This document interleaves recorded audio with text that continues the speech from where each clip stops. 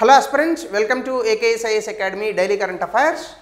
So నేను ఇచ్చినటువంటి క్వశ్చన్కి ఆర్బీఐ బ్యాంక్ రేట్ని కనుక లోయర్ చేస్తే that leads to more liquidity. ఎందుకంటే డబ్బులు తక్కువ వడ్డీ రేట్కే దొరుకుతాయి, అంతకుమించి పెద్ద లాజిక్ ఏం పట్టుకోక్కర్లేదు. మీరు సమ్టైమ్స్ మీరు ఆర్బీఐ తాలూకా మానిటరీ పాలసీ కానీ గవర్నమెంట్ తాలూకా ఫిస్కల్ పాలసీకి కానీ క్వశ్చన్స్ వచ్చినప్పుడు లోవర్ లెవెల్ బేసిక్ లెవెల్లో ఆలోచించండి, ఆన్సర్స్ వస్తాయి. మీరు హై లెవెల్లో ఆలోచించారనుకోండి కన్ఫ్యూజ్ అయ్యి తప్పులు పెడతారు అనవసరంగా. సో ఈరోజు టాపిక్ చూసేది ఇండస్ట్రియల్ పొటెన్షియల్. భారతదేశానికి సంబంధించి భారతదేశంలో పారిశ్రామిక రంగానికి అసలు మనకి ఎంత తాకత్తు ఉంది ఇది ఆలోచించాలి. ఎందుకంటే ప్రపంచంలో మీరు ఏ దేశాన్నైనా తీసుకోండి, any country for that matter, China, UK, US, Russia, France, Germany, అభివృద్ధి చెందిన జపాన్, ఏ దేశాలైనా తీసుకోండి, ఏ దేశంలో అయితే పారిశ్రామిక రంగం అద్భుతంగా ఉంటుందో ఆ దేశాలన్నీ కూడా అభివృద్ధి చెందినటువంటి దేశాలుగా మారాయి. భారతదేశం ఇప్పటికీ కూడా ఇంత అద్భుతమైన పొటెన్షియల్ ఉండి, ఇంత అద్భుతమైన రీసోర్సెస్ ఉండి, 140 కోట్ల పైచీలకు జనాభా ఉండి, డెమోక్రటిక్ నేషన్గా 1947 నుంచి ఇప్పటి వరకు కూడా కేవలం ఎన్నికల ద్వారానే ప్రభుత్వాలు నిర్మాణమైనటువంటి దేశం అయినప్పటికీ ఎందుకు చైనా మాదిరి వేగంగా మనం ఆర్థిక వ్యవస్థను అభివృద్ధి చేసుకోలేకపోతున్నామంటే చైనా వాడికి ఉన్నది మనకి లేనిది ఏంటంటే ఇదే ఇండస్ట్రీ.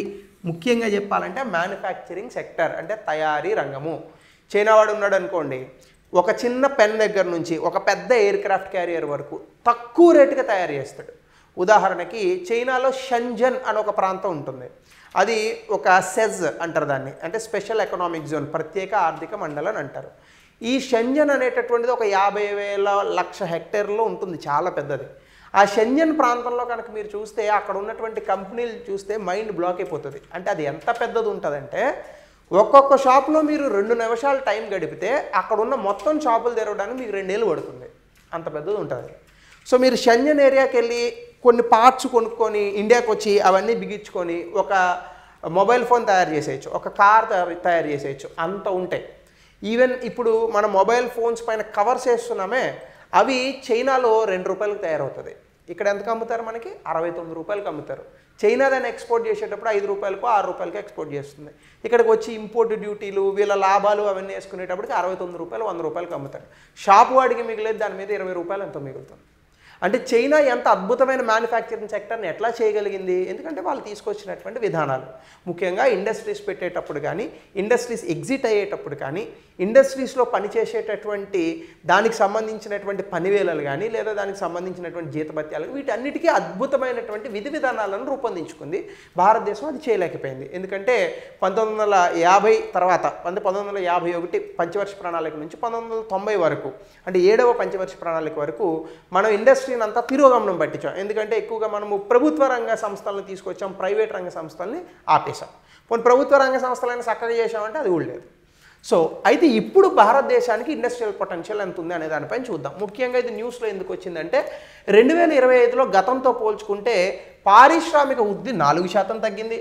ఇది ఎందుకు తగ్గిందయా అంటే మైనింగ్ అండ్ మ్యానుఫ్యాక్చరింగ్. అంటే మైనింగ్ అంటే మీకు తెలుసు, తవ్వి తీయడం, భూములను తవ్వడం తీయడం. మ్యానుఫ్యాక్చరింగ్ తయారీ రంగం, ఈ 2 రంగాలలో కొంత డిక్లైన్ అనేటటువంటిది ఉంది. అలాగే ప్రపంచవ్యాప్తంగా ఉన్నటువంటి ఆర్థిక అనిశ్చితులు, అలాగే ఇప్పుడు చైనా, అమెరికా ట్రేడ్ వార్స్ ఇలాంటివి కారణంగా జరిగినటువంటి చాలా వీక్ అయినటువంటి ఎగుమతులు, ఈ కారణంగా కూడా మన మ్యానుఫ్యాక్చరింగ్ సెక్టర్ 4% తగ్గిందట. గూడ్స్ ఎక్స్పోర్ట్ ఫ్లాట్ గ్రోత్, అంటే పెరగలేదు తగ్గలేదు. అలాగే ఎక్స్టర్నల్ డిమాండ్ తాలూకా స్ట్రెస్ కూడా ఉంది. అంటే సాధారణంగా మనకి ఎగుమతులు ఎప్పుడు పెరుగుతాయి? భారతదేశంలో ఒక వస్తువు తయారు చేస్తున్నాం అనుకోండి, విదేశాల్లో దాన్ని ఎవడన్నా కొంటే ఎగుమతులు పెరుగుతాయి. కానీ విదేశాల్లో కొనడానికి చాలా దేశాల్లో కొన్ని అనిశ్చిత పరిస్థితులు ఉన్నాయి. ముఖ్యంగా యూరోప్ అస్సలు బాలేదు.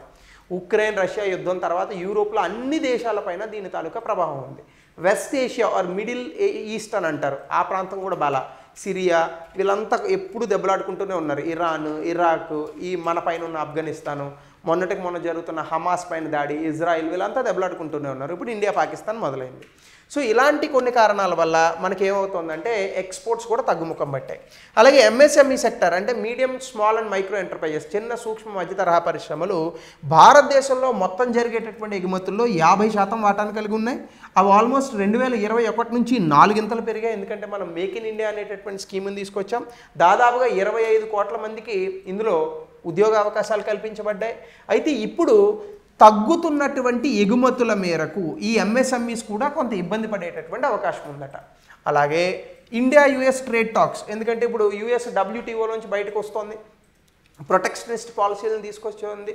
అలాగే ట్రంప్ టారిఫ్ వార్స్ మొదలుపెట్టాడు. Tariff is the beautiful word in the dictionary అనేటటువంటి పదాన్ని ప్రపంచవ్యాప్తంగా ఆయన తీసుకొస్తున్నాడు. అలాగే చైనా, ఇంకా ఇండియా, కెనడా, మెక్సికో లాంటి దేశాల మీద విపరీతమైనటువంటి పన్నులను విధించాడు. సో ఇందులో భాగంగానే గ్లోబలైజేషన్కి వ్యతిరేకంగా యాంటీ గ్లోబలైజేషన్ పాలసీస్ని తీసుకొస్తున్నాడు. సో ఈ కారణంగా మనకి MSMEs నుంచి జరిగేటటువంటి ఎక్స్పోర్ట్స్ కూడా మందగించాయి. దీనివల్ల మన దేశంలో ఉన్న 6 కోట్ల MSMEల్లో కొంత ఇండస్ట్రియల్ గ్రోత్ ఇబ్బంది పడేటటువంటి అవకాశం ఉంది. కానీ ఇండియా ఎంతో కొంత మేనేజ్ చేస్తుంది మిగతా దేశాలతో పోల్చుకుంటే అమెరికా. సో అందులో భాగంగా కొంత సస్టైనబుల్ గ్రోత్ వచ్చేటటువంటి అవకాశం ఉంది ఈ రంగంలో. అయితే భారతదేశంలో ఈ ఇండస్ట్రియల్ గ్రోత్ని అసలు డ్రైవ్ చేసే ఫ్యాక్టర్స్ ఏంటి? ముందుగా ప్రభుత్వ విధానాలు. ఏ దేశంలో అయినా కూడా పారిశ్రామిక వృద్ధి, గట్టిగా మాట్లాడితే ఏ వృద్ధి ఉండాలన్నా, జనాభా వృద్ధి తప్ప ఏ వృద్ధి ఉండాలన్నా కూడా ఖచ్చితంగా ఆ ప్రభుత్వ విధానాలు అనేటటువంటివి గట్టిగా ఉండాలి. కానీ మన దేశంలో మేక్ ఇన్ ఇండియా, అలాగే ప్రొడక్షన్ లింక్డ్ ఇన్సెంటివ్ స్కీమ్ లాంటివి చాలా అద్భుతంగా ఉన్నాయి. అయితే ఈ మేక్ ఇన్ ఇండియాలో కూడా చాలా వరకు మనకు వచ్చినటువంటి FDI సేవా రంగంలో వస్తుంది తప్ప మ్యానుఫ్యాక్చరింగ్ సెక్టార్లో రావట్లేదు. ఎందుకు అంటే భారతదేశంలో మ్యానుఫ్యాక్చరింగ్ సెక్టార్లో కొన్ని రంగాల్లో మాత్రమే బాగున్నాం. ముఖ్యంగా టెక్స్టైల్ సెక్టర్ చాలా అద్భుతంగా ఉంది, ఫార్మాస్యూటికల్ సెక్టర్ చాలా అద్భుతంగా ఉంది.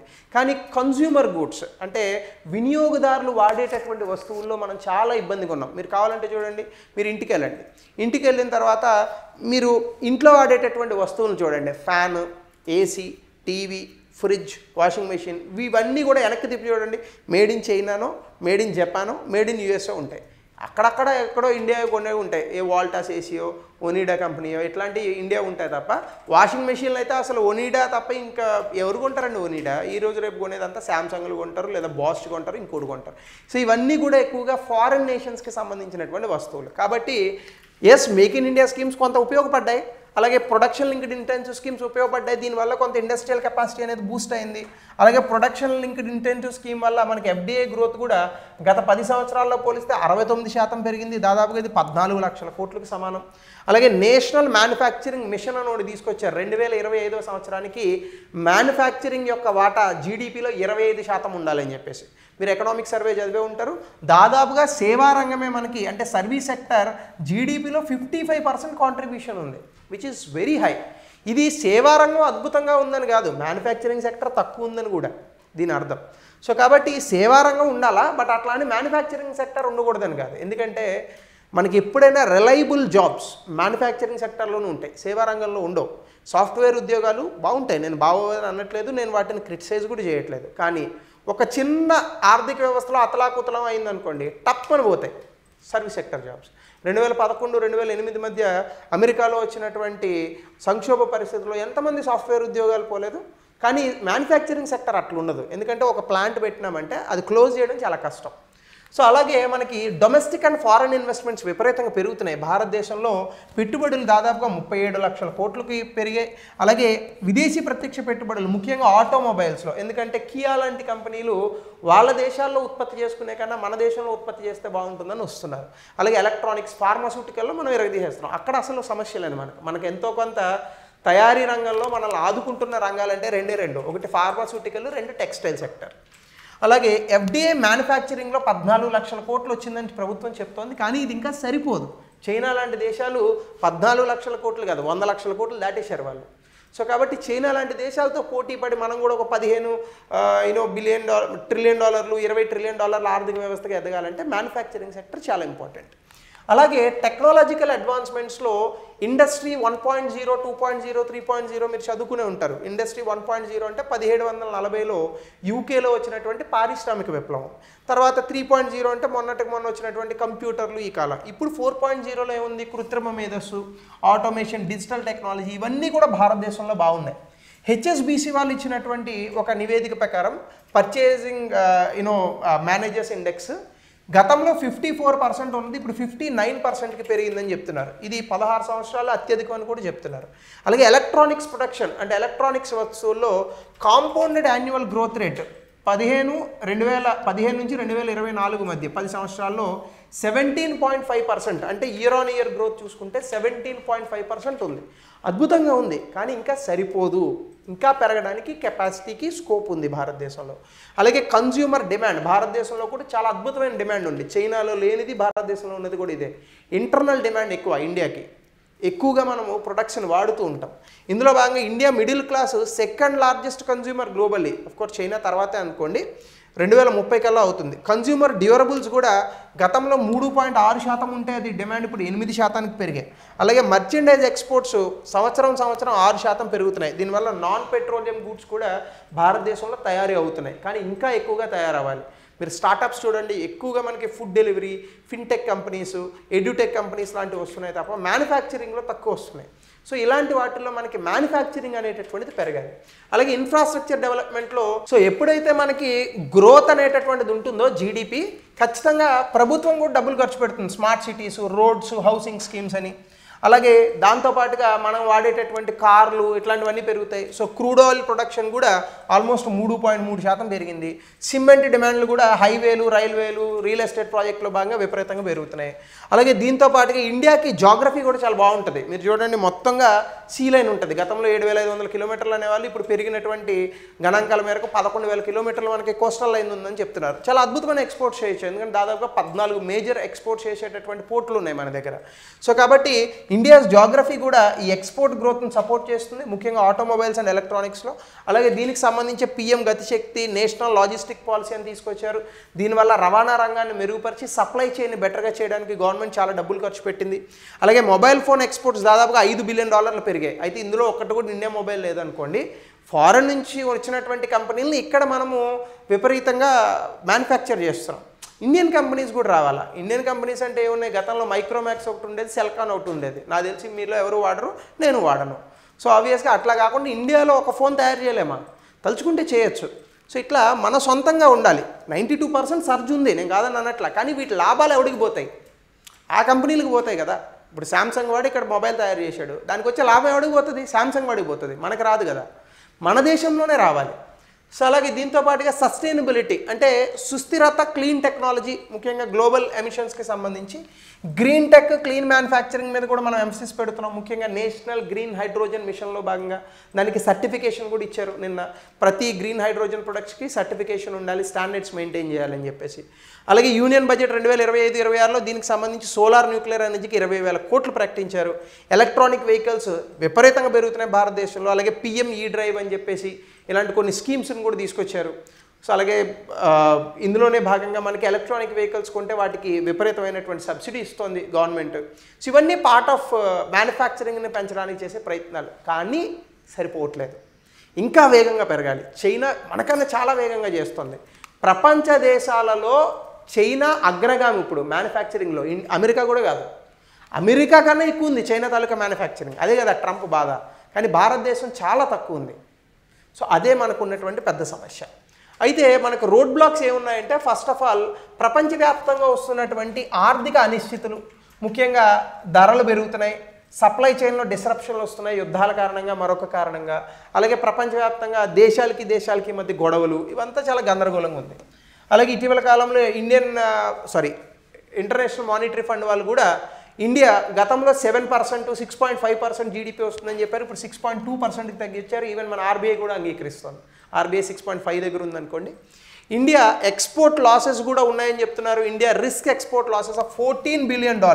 అంటే యుఎస్ వాళ్ళు టారిఫ్లు వేస్తున్నటువంటి కారణంగా భారతదేశం దాదాపుగా $14 బిలియన్ $14 బిలియన్ ఎక్స్పోర్ట్స్ కోల్పోయేటటువంటి అవకాశం ఉందని కూడా చెప్తున్నారు. ఇవన్నీ నష్టాలే కదా. 2, రూరల్ కన్జంప్షన్ స్లంప్, అంటే రూరల్ ఏరియాస్లో ఫుడ్ ఇన్ఫ్లేషన్ అనేటటువంటిది 8.6% ఉంటే అర్బన్ ఏరియాస్లో 7% ఉంటుంది. అంటే దాని అర్థమైంది, గ్రామీణ ప్రాంతాల్లోనేమో ఫుడ్ ఐటమ్స్ ధరలు ఎక్కువ, పట్టణ ప్రాంతాల్లోనేమో ఫుడ్ ఐటమ్స్ ధరలు తక్కువ. అసలు ఇది ఎక్కడన్నా పొంతనుందా? అసలు పట్టణ ప్రాంతాలకు ఎక్కడి నుంచి వస్తుంది ఫుడ్? గ్రామీణ ప్రాంతాల నుంచే కదా. అట్లాంటిది గ్రామీణ ప్రాంతాల్లో ఎక్కువ ఉండడం ఏంది? ఇదొక పెద్ద అనిశ్చితి. దీనివల్ల ఏమవుతుంది, గ్రామీణ ప్రాంతాల్లో ఉన్న ప్రజలందరూ ఎక్కువగా ఫుడ్ మీద డబ్బులు ఖర్చు పెడితే మిగతా ఐటమ్స్ కొనడానికి డబ్బులు ఉండవు. 2, రూరల్ పర్చేసింగ్ పవర్ స్ట్రైన్ అవుతుంది. అంటే గ్రామీణ ప్రాంతాల్లో కొనుగోలు శక్తి తగ్గుతుంది. సో దీనివల్ల ఏమవుతుంది, మనకి మిగతా మ్యానుఫ్యాక్చరింగ్ ఐటమ్స్ కొనడానికి వాళ్ళు తక్కువ ఆసక్తిని చూపిస్తారు. అలాగే ఇండస్ట్రీస్ ఎక్కువగా non durable goods, agriculture products ఏవైతే ఉన్నాయో, అంటే industries relying on non durable goods and agriculture products. కొన్ని ఇండస్ట్రీస్ ఉంటాయి లైక్ ఇప్పుడు food manufacturing industries, food processing industries. So non durable goods అంటే ఎక్కువ కాలం నిలవ ఉండవు. అగ్రికల్చర్ ప్రొడక్ట్స్ మీద డిపెండ్ అయ్యే వాళ్ళు కొంత ఇబ్బంది పడతారు. సో ఇక్కడ ఉన్నటువంటి ఇన్ఫ్లేషన్ వీటి కారణంగా, లేదని అనుకుంటే ఆ ప్రొడక్షన్లో వచ్చినటువంటి ఇబ్బందుల కారణంగా. అలాగే ఇన్ఫ్రాస్ట్రక్చర్కి సంబంధించి లాజిస్టిక్ కాస్ట్, అంటే భారతదేశంలో ఒక చోటు నుంచి మరొక చోటికి ఏదైనా వస్తువును తరలించడానికి అయ్యే ట్రాన్స్పోర్టేషన్ కాస్ట్ ఓవరాల్గా చూస్తే 14 నుంచి 18% జీడిపి. అదే అభివృద్ధి చెందిన దేశాలు 8 నుంచి 10% ఉంది. అంటే అమెరికాలో మీరు రోడ్డు మార్గం ద్వారా ఒక వస్తువుని తరలిస్తే తక్కువ ఖర్చు, భారతదేశంలో ఎక్కువ ఖర్చు. ఎందుకు ఉండదు ఎక్కువ ఖర్చు? మీరు రైల్వేస్ ఎక్కారనుకోండి, రైల్వే టికెట్ ప్యాసింజర్కి తక్కువ, గూడ్స్ ట్రైన్కి ఎక్కువ. ఎందుకంటే ప్యాసింజర్ల మీద వేస్తే వీళ్ళు ఓట్లు వేయరు అనేటటువంటి ఉద్దేశంతో ఫ్రీ ట్రైన్ ఛార్జెస్ ఎక్కువగా పెంచుతుంది భారతదేశంలో. సో ఇట్లాంటివన్నీ మారాలి. అలాగే పిఎం గతిశక్తి, స్మార్ట్ సిటీస్ ఇవన్నీ తీసుకొచ్చాం, కానీ ట్రాన్స్పోర్ట్ కనెక్టివిటీలో ఇంకా చాలా ఇబ్బందులు ఉన్నాయి. భారతదేశంలో ఇన్లాండ్ వాటర్ వేస్ అంటారు, నాకైతే ఎక్కడ కనిపించదు ఇన్లాండ్ వాటర్ వేస్. అసలు నదుల్లో నీరుండి చేస్తేగా మనం ఇన్లాండ్ వాటర్ వేస్ వాడడానికి. సో ఎక్కువగా మనకి అద్భుతమైన కోస్టల్ లైన్ ఉంది. కోస్టల్ లైన్ చాలా తక్కువ వాడతారు అసలు ట్రాన్స్పోర్టేషన్కి. సో ప్రపంచ దేశాల్లో చాలా ఎక్కువ వాడతారు ట్రాన్స్పోర్టేషన్కి కోస్టల్ లైన్ని. 200 నాటికల్ మైళ్ళు కూడా పోవాల్సిన అవసరం లేదు, మనం 100 నాటికల్ మైల్లోనే తిప్పచ్చు ఓ 10-15 షిప్పుల్ని. కానీ ఇండియాలో రోడ్డు మార్గాల ద్వారానే చేస్తూ ఉంటాం. అలాగే హై కాస్ట్ వల్ల ఎప్పుడైతే అధిక ధరలు ఉన్నాయో ప్రపంచవ్యాప్తంగా పోటీ పడడంలో తగ్గుతాం. అలాగే రెగ్యులేటరీ హర్డిల్స్, మనకి ఈజ్ ఆఫ్ డూయింగ్లో బిజినెస్ రిఫార్మ్స్ ఉన్నాయి, కానీ చాలా వరకు భారతదేశంలో ఒక వ్యాపారం మొదలు పెట్టాలంటే అంత ఈజీయా?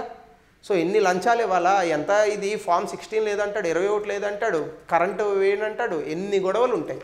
అలాగే ఎంఎస్ఎంఈస్ ఈ క్లియరెన్స్లు, ఫైనాన్స్, రెగ్యులేషన్స్లో చాలా ఇబ్బంది పడతారు. ప్రభుత్వం నుంచి వచ్చేటటువంటి రెగ్యులేషన్స్ కానీ, అలాగే బ్యాంకుల నుంచి అప్పు తీసుకోవాలన్నా కానీ. మనం చూడండి 2,000 రూపాయలు 2 లక్షల రూపాయలు లోన్ తీసుకున్నాం అనుకోండి, ఒక ఈఎంఐ కట్టబట్టే సాగు కొడతాడు.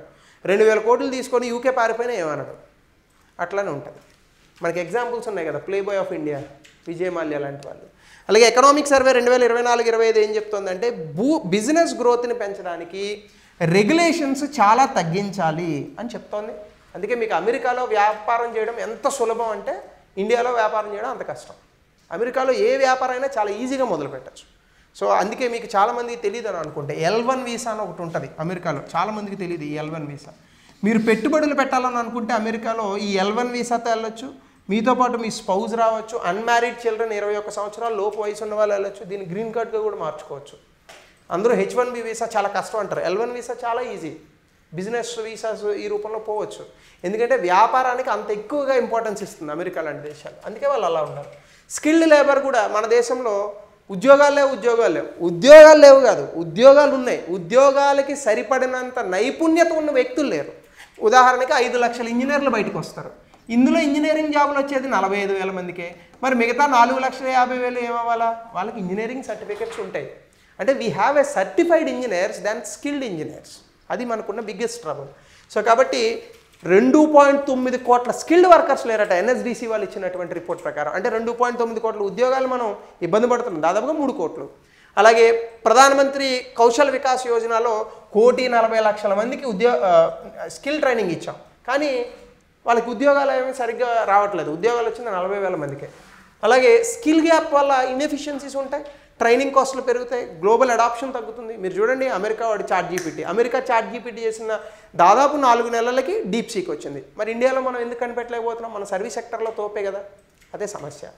అలాగే ఎన్వైర్మెంటల్ అండ్ సస్టైనబిలిటీ ఛాలెంజెస్లో ఇప్పటికీ కూడా బొగ్గు వలన మనకి ఆల్మోస్ట్ ఇన్స్టాల్ కెపాసిటీలో 55% ఉంది. అది ఇన్స్టాల్ కెపాసిటీ, కానీ ఒరిజినల్గా ప్రొడక్షన్ చూసుకుంటే మనం వాడేటటువంటి విద్యుత్తులో 72% బొగ్గు నుంచే వస్తుంది. ఇన్స్టాల్ కెపాసిటీ 55 అని చూపిస్తుంది ఇక్కడ, మిగతాదంతా కూడా జల విద్యుత్ చూపిస్తుంది 28%, 29%. కానీ జల విద్యుత్ ఓన్లీ ఎప్పుడు వస్తుంది? వర్షాకాలం పడిన తర్వాత వాటర్ ఉన్నప్పుడే వస్తుంది. సో 72% దాదాపుగా మనం బొగ్గు నుంచే విద్యుత్తును ఉత్పత్తి చేస్తున్నాం. సో దీనివల్ల మనకి నెట్ జీరో ట్రాన్సాక్షన్స్ 2070 కల్లా ఇబ్బంది పడే ప్రమాదం ఉంది. అలాగే గ్రీన్ టెక్నాలజీస్ ఇంకా స్లోగానే అడాప్ట్ చేసుకుంటున్నాం. సోలార్ ప్యానల్స్ మరీ అంత విరివిగా మిగతా దేశాలు అంత వేగంగా చేయట్లేదు.